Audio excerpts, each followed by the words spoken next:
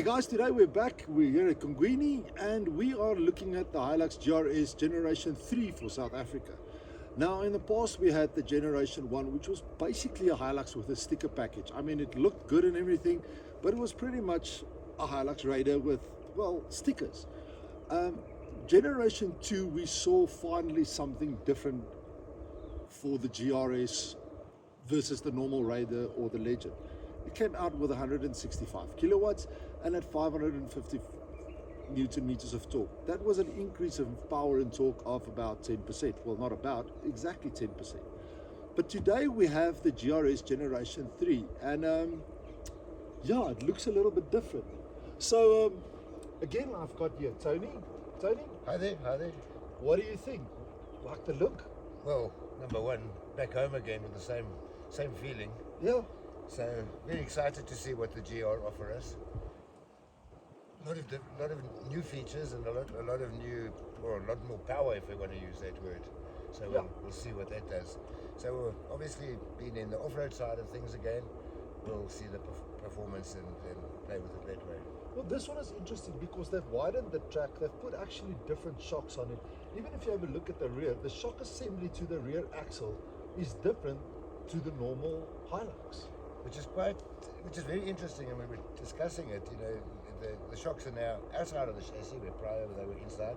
They're also different angles. There's a track is wider, as you mentioned. So the question is, does this give us a better feeling on road, and does it also work well off road? So that's something we'll have to have a look at. Nice knowing that the shock is a big bore shock. It's a KYB shock. It's all was it 48 mil? I think it's 47 mil. 47 mil like shocks. That's a big shock. A lot of oil in it. It's going to give us good dampening. So hopefully, well, we know on the tar it performs well. It handles well. Let's see what it does on the off-road side of things. And now we've also got disc brakes in the rear. Disc brakes in the rear. I noticed that, and it looks like the calipers are also slightly larger. Okay, so are we going to look after this, or are we going to really put it? Let's put it to some good testing, yeah. And the first one is going to be what? A little bit of an axle twister. Oh, we've got a little up and a down, and then we've got some axle twisters. And what we're going to do is, what I want to do before I use things like diff locks and that, we're going to see what the traction control does. If there's any variance to what the previous model or generation was, or if it's still as good as the previous one.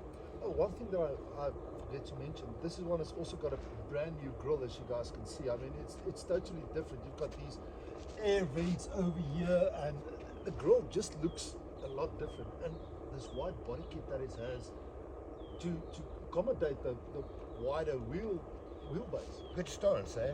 Good stance. It looks good. Quite aggressive from the front. Yeah. Like the look.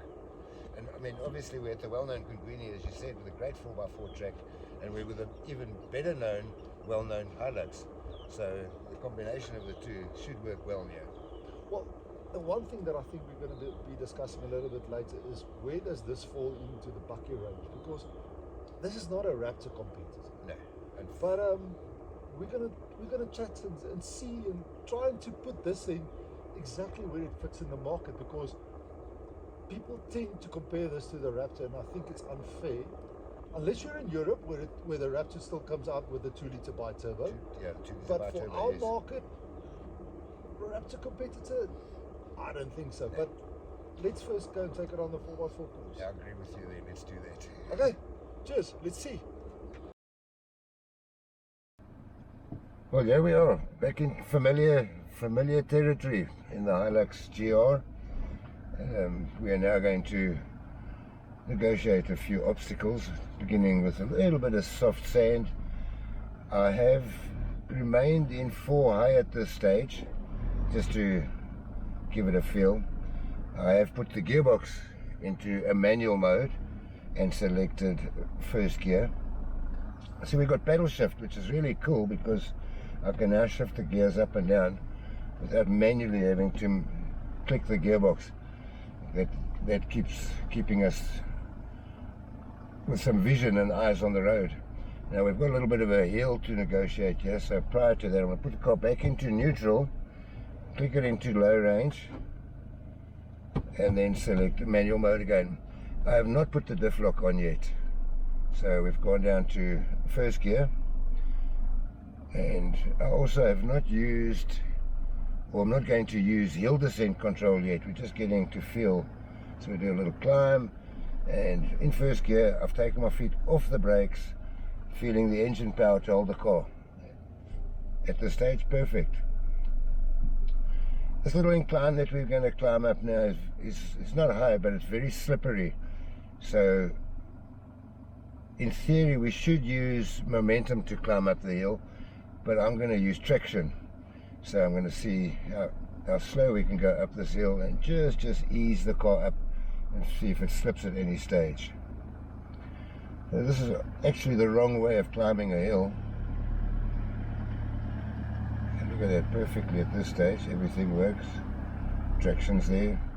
So I'm not sure if it's due to the articulation at this stage, but the wheels have remained on the ground. And we have a slight downhill. But I've applied a little bit of brake pressure at this stage. Right, so we move forward now, and we've got some crossover articulation, and as I mentioned, I have not put the diff lock on yet. So we're looking at two things, and one is the articulation of the vehicle, and to see what the traction control works like.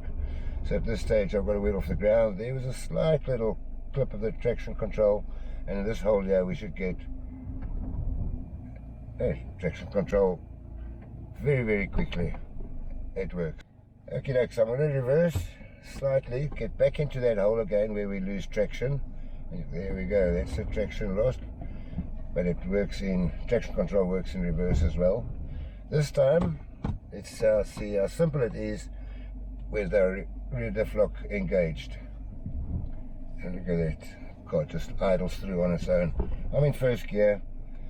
I have not selected any pressure on the accelerator.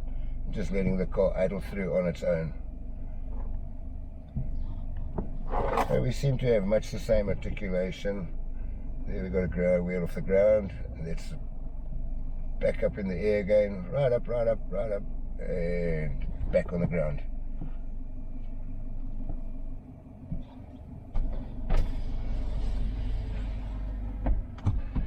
So traction control definitely works. First time I used traction control, actually fairly quickly and impressive, in forward and in reverse. And then the second time I put it into diff lock, and you clearly saw how easy the car comes through. I've got something very exciting to see on this camera of the car, and I'm not a fan of cameras, but what's really cool about this camera is, if you look at this now, I'm going to turn the front wheels and it shows a yellow line, but what really is impressive is the rear wheel line, and that shows you that the rear wheels take a shorter distance than the front wheels. So when driving off-road, you can clearly see that the back end is going to take a shorter distance to the front and hook or bump on a tree or a rock, which is what you don't want at all. Right, so I'm going to do a slight gradient here. We're talking about 33 degrees. Now obviously that's all very well when the car is empty and we don't have too many passengers or people in the car, as well as things like roof racks, canopies, rooftop tents, etc. But typically, as the Hilux always does, just performs faultlessly through here. Really good. There we go, a little slide, not serious, but it's there just to get that feeling, and back down again.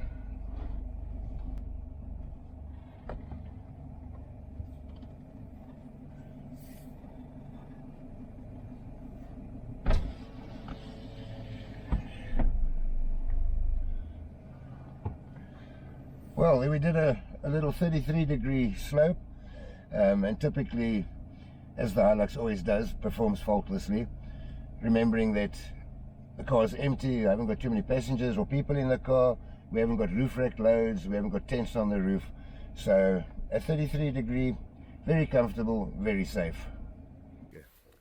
Okay, Tony, you've played with it quite a bit now. As you said earlier in the video, nice to be familiar and with a Toyota. 5 cons, though, about this vehicle. I can't give you 5, but Try. I don't think I can give you 5. Well, the one con is obviously the price, but we know it's all relative to. Well, if you have a look at what's in the market, it is kind of relative because you started now with price.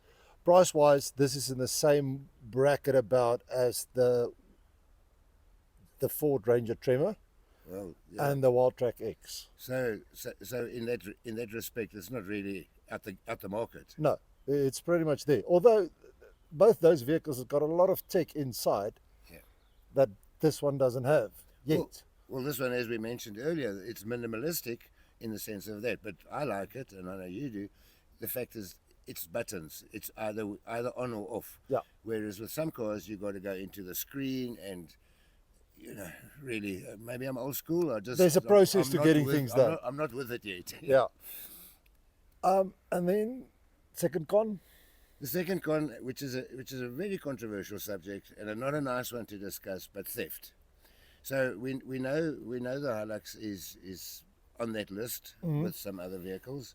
But we also know the fact that we mustn't forget the fact that there's more people eaten by sharks now than there was 30 years ago. Yeah, there's more people in the sea. And that's the reason. And simple. But the thing is, there are some solutions to the theft issue here. I mean, this is the first vehicle that I get from Toyota South Africa, and it's got a gear lock in. Brilliant. Brilliant. Does it help? I don't know, but it is a deterrent. Sorry. Yes. Then the other thing is, if you go and chat to guys from Unichip, for example, their system, not only it's a little bit of a mapping process, but it's actually a security process that you can also put in either via Bluetooth with your phone. Only if your phone is in the vehicle, will the vehicle start, or there's a code system that you can put in. So there are ways to eliminate the process. Well, I'm not saying eliminate, but slow it down. Slow it down at least, so that if it's stolen, you're going to get it back and it's not going to be in pieces. It's it. But yeah, theft for these vehicles is an issue at this point. Like I said, a controversial subject, but something that would be on the con list of it. However, I would buy one tomorrow still. Yeah. So I wouldn't walk away from it because of that reason. No. So do you have any more cons? Yeah, well, I suppose if you're talking overlanding and 4x4ing and that, the car is exceptionally well equipped and brilliant and capable for all conditions. However, we do have fancy trim on it, which might be a slight deterrent in the sense of if I damage it, that's going to hurt my feelings. So really, that's where it is at. Con-wise, as far as the new stuff in the car, there's not much more than what the older car. There is one con for me that we spoke about it earlier, and we also spoke about it off screen the last time we were here. And the fact is that you cannot do second gear pull away in this. Still not. It's a strange thing, though. Yeah, well, there's two things that come with it. There's one, this gearbox. So I don't understand the fact that if I put it into first gear and I want to change to second, it won't change until it wants to. So or even if you pull away in second gear, it won't. It starts in first until it builds up momentum, and then it only changes over into second gear. So, it's a silly thing for a 4x4 because there's a lot of instances where you want to start off in second gear because like in thick sand and because otherwise you either run out of momentum or you will spin the thing to death. Or you will spin the thing to death and then you just get stuck. So it's going to be interesting. I forgot to check it when we were on the Land Cruiser 70 launch with the new 2.8, whether that vehicle actually can have a second gear start. I think I can remember there is a button for it specifically. I know the Prado has. The Prado does have it, but the Prado also does have a different gearbox to this one. Yeah. Although the old Prado, with a 2.8, and I think with the 6-speed gearbox similar to this one, did have a second gear start. I think you're right, yes. But yeah, so we've got 4 cons. Do you have another one? I've got one more, which I know, obviously, when it comes to the manufacturer side of things, there's a reason they've obviously done it. I just need somebody to explain it to me, why. If I use hill descent for a downhill gradient, I cannot use my diff lock. No. So we tested that now. Yeah, so I either have to have diff lock on and use first gear, which means that there's a possibility of And running use off your foot to. and use my foot on the brake, or use hill descent without the diff lock. Now, I would like to know that I could have hill descent control and diff lock for a gradient, because if I'm going through, excuse me, an undulated area, and that back wheel slides, that means traction control or the ABS system has to do all the work, and I can feel it. It gives it that jolt. Yeah. Whereas with a diff lock, it doesn't get you that jolt. So I know the manufacturers will come up with a reason. I just want them to tell me what it is. So that is the con I find. Number one, the gearbox, and two, the hill descent with a diff lock. Okay, interesting thing. Late last week, when I announced that we were coming with this thing to Kungweni, someone said this is just another sticker package. No, definitely not. No, look, there is pretty trim on it. I'm not going to deny that, but this is as capable as our previous cars, if not more capable. How would you compare this to, let's say, the Isuzu 8035 that we've also tested here? We've tested the Wildtrak X, we've tested the Tremor. How do you think this compare to those three vehicles? Because they're kind of in the same price bracket. Yes. Look in today's terms of 4x4s and what we're buying from Toyota, Isuzu, Ford, etc., I think they're all as capable as each other. There might be a little downfall here and there, but at the end of the day, neither of the three. It's the nut behind the wheel. Well, there we go. That's the whole story. I've always said it. The car is only as good as the driver. Okay. 5 positive, because I think we've done bashing this poor girl here. So yeah, shame, man. The colour. The colour. Yeah. I can't go 4x4ing in this. Oh, but they've got a beautiful red. Oh, love the red though. See the beautiful. But yeah, so 5 things that you really like about this vehicle. The simplicity of how the car works, the low range, the diff locks, everything is just simple. It works. There's nothing confusing about it. 2, the motor. Well, we know what Toyota is. Toyota is reliability, and this car has got it as Just one thing on the motor side. I mean, this is now the 2.8 that's been in the country now for the last 10 years, and although the guys in Australia had problems with the air particle filters and stuff like that, we never had problems like that here in South Africa. No. And when they put this 2.8 into the Cruiser earlier this year, people went jumping up and down. Oh, you can't do this. This is not a reliable engine. What about the V8? It's the best thing they ever did. I agree. Yeah. I mean, all of a sudden, you've got the same power, you've got more torque, and you've got a fuel consumption you don't have to lie about. Because apparently that's the only way the Cruiser guys can get the fuel consumption down is by lying about it. And it just feels better in the Cruisers than the V8. So what did we go from the 130 kilowatts to the 150s? And this one is going to 165. 165 kilowatts. And 550 Newton meters of torque. That's a fair amount. Of course. And with all respect, how much more do you want? You know, if we're in a 4x4, we're in a 4-wheel drive, we're overlanding. We don't actually need more. With all respect to. Well, if you want more, you can go and buy a Ford Raptor.